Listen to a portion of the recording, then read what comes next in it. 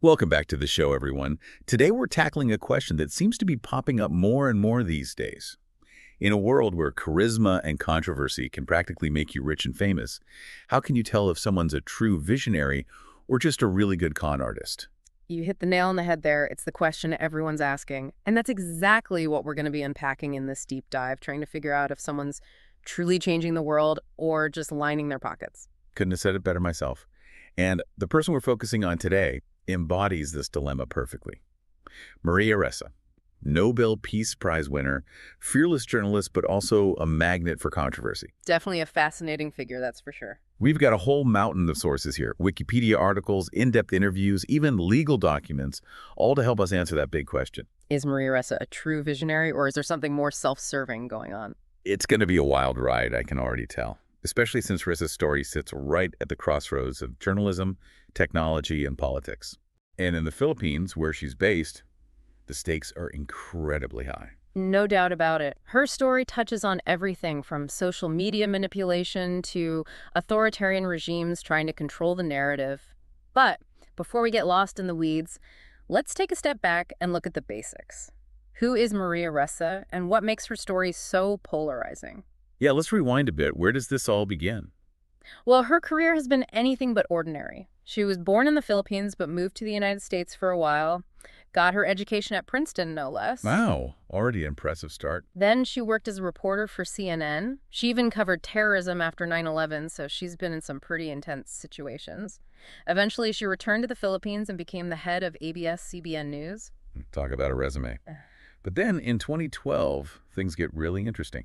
She co-founds this online news site called Rappler. Now, this wasn't just another run-of-the-mill news outlet. Rappler was something different. Oh, you're absolutely right. Rappler was way ahead of its time when it came to using technology. They embraced social media from the very beginning, not just to share news, but to build a community around their reporting, to really connect with their audience. So they were pioneers in a way, sort of like digital journalism trailblazers. Exactly. They had this feature called Mood Meter, where readers could react to articles with emotions like happy, sad, angry. It was like the precursor to the emoji reactions we see everywhere today. Wow, I never thought about that. So they were tapping into the power of digital engagement early on.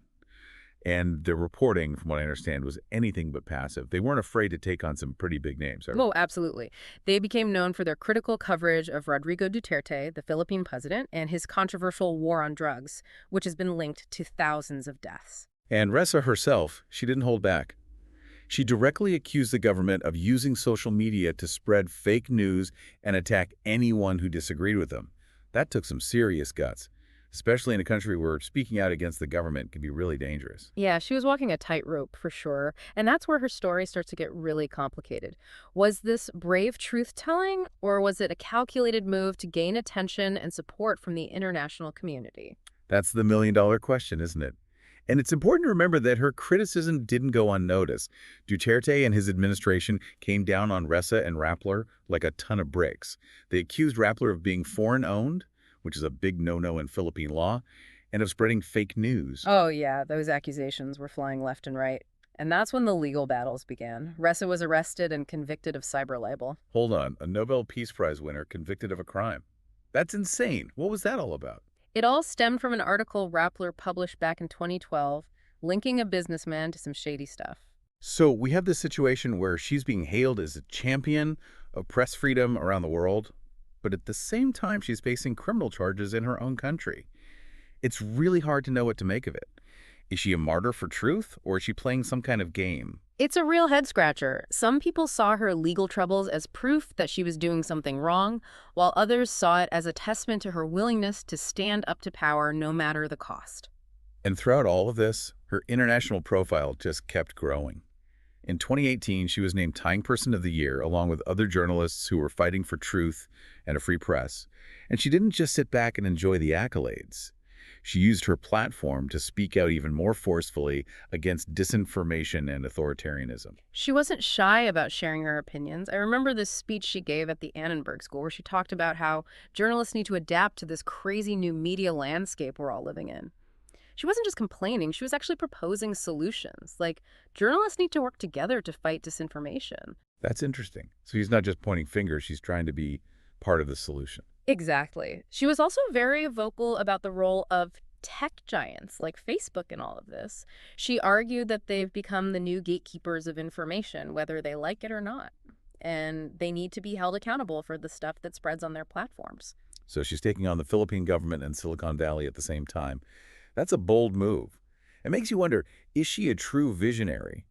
Or is she just playing a dangerous game, maybe even using controversy to advance her own career? That's the big question, isn't it? It's really important to look at both her actions and her motivations if we want to understand the real impact of her work. You're right. It's not enough to just look at the headlines. So let's shift gears a bit and focus on Rappler itself, the platform she built to put her vision into action. What can we learn about Ressa's strategy and goals by looking at how Rappler actually operated? That's a great place to start. Because Rappler was innovative from day one. They were experimenting with new forms of digital journalism and figuring out how to get their audience involved. They were pioneers in using social media to connect with readers and report on critical issues in a way that traditional media just wasn't doing. But their critical reporting on the Duterte administration, especially their coverage of the war on drugs, made them a target. And the attacks went way beyond just accusations of fake news. Didn't they even have their operating license revoked at one point? Yeah, that definitely happened. It really looked like the government was trying to shut them down, to silence any criticism, using the law to stop people from speaking out. And Ressa was very outspoken about it, calling it a campaign of intimidation and harassment. Which it was. She faced arrests, travel bans, the constant threat of being thrown in jail. But despite all that, she kept going. She kept working and speaking out.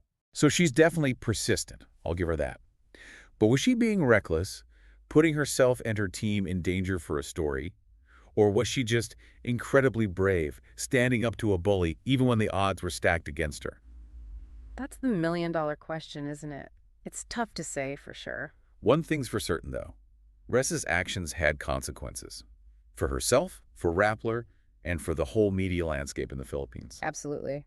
And probably the most dramatic example of that was the cyber libel case against her. It showed just how far the government was willing to go to silence its critics. Yeah, that case was a real turning point. Let's take a closer look at it, because it's crucial for understanding the legal and political landscape Ressa was operating in. Definitely. So the case stemmed from an article Rappler published back in 2012. It linked a businessman named Wilfredo Keng to drug smuggling and human trafficking. Pretty serious accusations. Right. And libel laws can be pretty tricky. They're different all over the world. But in the Philippines, libel is a criminal offense. You can actually go to jail for it. And to make matters worse, just a few months before the article was published, the Philippines passed this new law called the Cybercrime Prevention Act of 2012.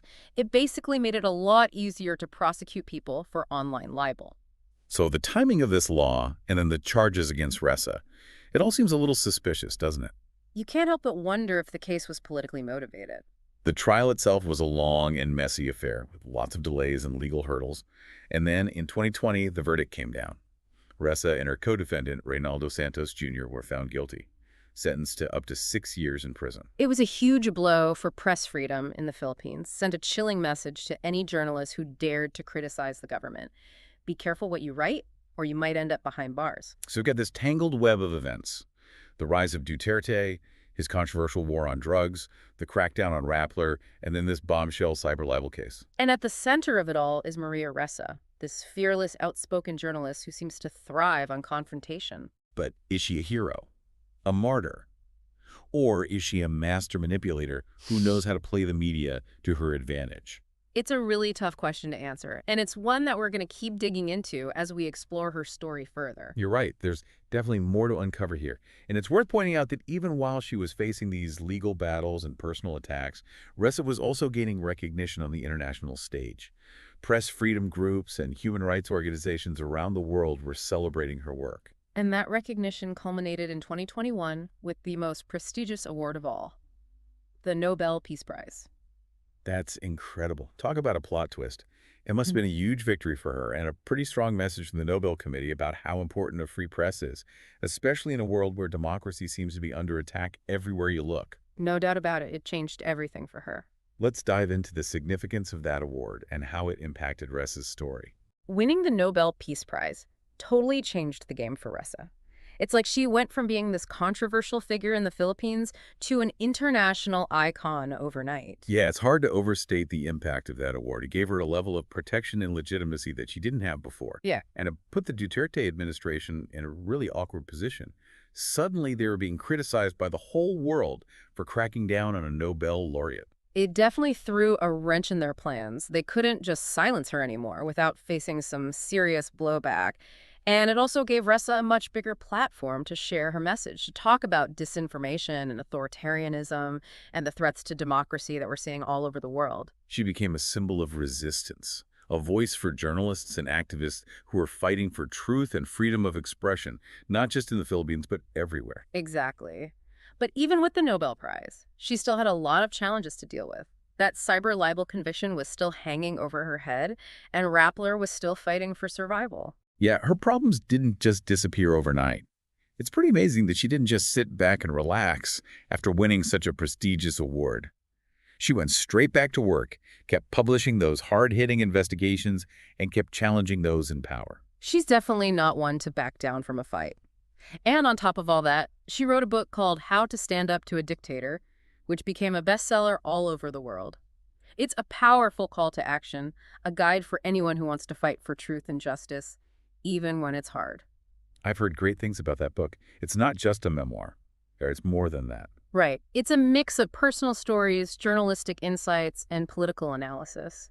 She gives you a peek behind the curtain of her own life and experiences, but she also talks about the bigger picture, the forces that are shaping our world, and she lays out a plan for how to resist authoritarianism and protect democracy, especially in this digital age we live in. So after everything we've learned, where do we land on that big question?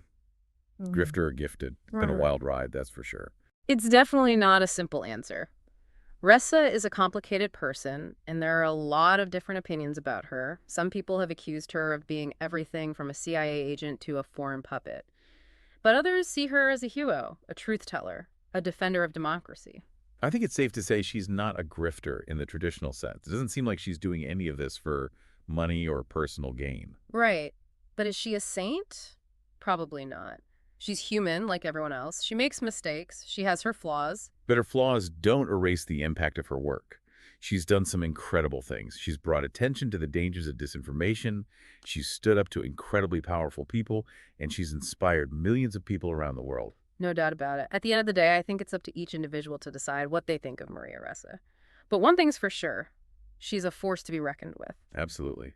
Her story shows us that the fight for truth and justice is never easy, but it's always worth fighting for. Couldn't agree more. And with that, I think it's time to wrap up this deep dive into the life and work of Maria Ressa. Thanks for joining us on this journey. We hope it's given you some things to think about. And we encourage you to keep digging, keep exploring, keep questioning everything. Yeah, that Nobel Prize really was a game changer.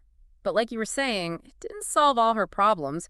She still had that cyber libel conviction to deal with, and Rappler was still in a tough spot financially. It would have been understandable if she'd taken a step back after all that, but she didn't.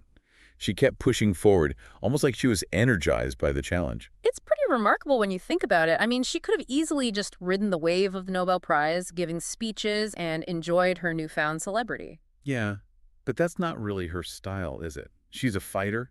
She went right back to work, kept investigating, kept speaking truth to power. And she even wrote a book about it. Oh yeah, How to Stand Up to a Dictator. I've heard it's a must-read. It really is. It's part memoir, part journalism, and part political analysis, all rolled into one. She takes you behind the scenes of her own experiences, but she also connects it to the bigger picture, the global trends we're seeing with disinformation and the erosion of democracy. Sounds like she's offering a roadmap for how to resist authoritarianism in the digital age. Exactly. And it's incredibly relevant given what's happening in the world today. Okay, so after all this back and forth, all these twists and turns, have we finally answered the question? Grifter or gifted? What's the verdict? Well, it's definitely not a black and white issue. Ressa is a complex person, and her story is full of contradictions. There are people who genuinely believe she's some kind of secret agent or a pawn for foreign governments, but there are also a lot of people who see her as a hero, a courageous defender of truth and democracy. It's hard to deny that she's had a profound impact, both in the Philippines and around the world. I don't think she's a grifter in the classic sense. It doesn't seem like she's motivated by money or personal gain. Right. But is she a saint? Probably not.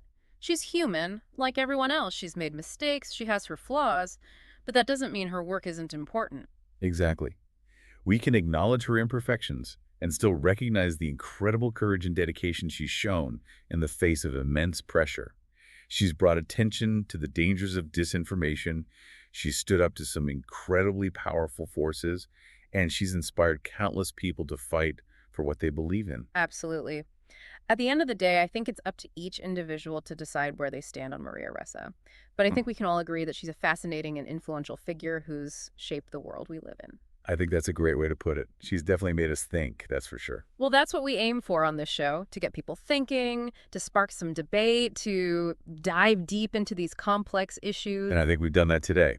So to everyone listening, we hope you've enjoyed this deep dive into the life and work of Maria Ressa. And we encourage you to continue exploring these topics, to keep asking questions, to keep challenging the status quo, because that's how we make the world a better place.